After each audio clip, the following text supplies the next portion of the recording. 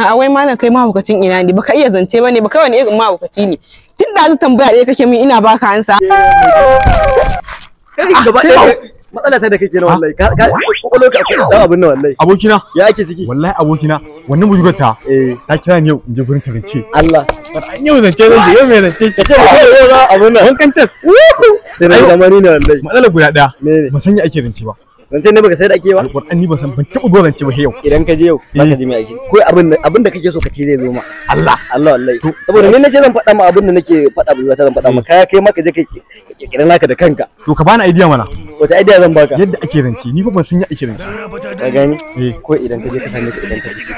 Ko ka ce mata ko sai kika gani ko? Ka gani? To za ta ce mi? Oh, na san me za ta ce? Haka ko zan je? Ko ya kace sai ko sai kika gani ko? Ka dan ringa irin bari in je.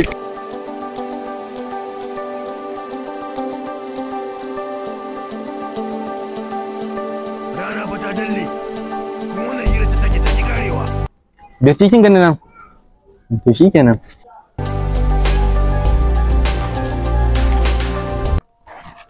Assalamu alaikum. Babe, Ya kake? lafiya da gida? Lafiya kala. Ka ta jiran gidan dazu.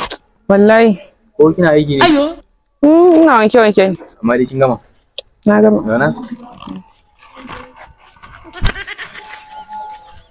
Ya ke ciki. Lafiya kala. Kin ce ga yaro ko ya zo ko? Wallahi ina wanke ma yanzu. Allah sarki. An dai gama wancan. Na gama.